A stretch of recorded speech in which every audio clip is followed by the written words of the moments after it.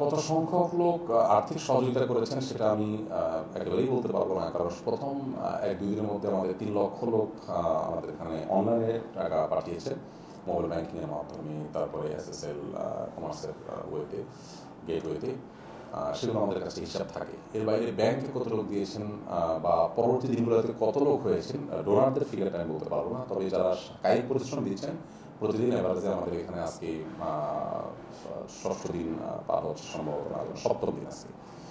সপ্তম দিন গত শুক্রবার থেকে কাজ শুরু হয়েছে, তো সপ্তম দিন আজকে চলছে। এই সপ্তম দিনে প্রতিদিনই প্রায় 2 থেকে 2.5 হাজার মানুষ এভারেজে কাজ করছে আমাদের এখানে প্রতিদিন, সকাল থেকে রাত 10টা-11টা পর্যন্ত টানা কাজ চলছে। এবং ডোনেশনের যে ফিগার, এক্সাক্ট ফিগার তো বলা অলমোস্ট অসম্ভব, কারণ ব্যাংকের যে ডিলিংসগুলো সেগুলো বিশেষ করে আমরা জানা সময় সাধ্য ব্যাপার, আপডেট একটু সময় লাগে। তবে আমরা যে 100 কোটি টাকার লক্ষ্যমাত্রা স্থাপন করেছি সেটা একেবারেই মুখস্থ বা শূন্য থেকেই না। যেহেতু আলহামদুলিল্লাহ সাধারণ মানুষের স্বতঃস্ফূর্ত অংশগ্রহণ আছে, লক্ষ লক্ষ মানুষ অংশগ্রহণ করছে, সেই জায়গা থেকে আমরা 100 কোটি টাকার কাছাকাছি অবস্থান করছি।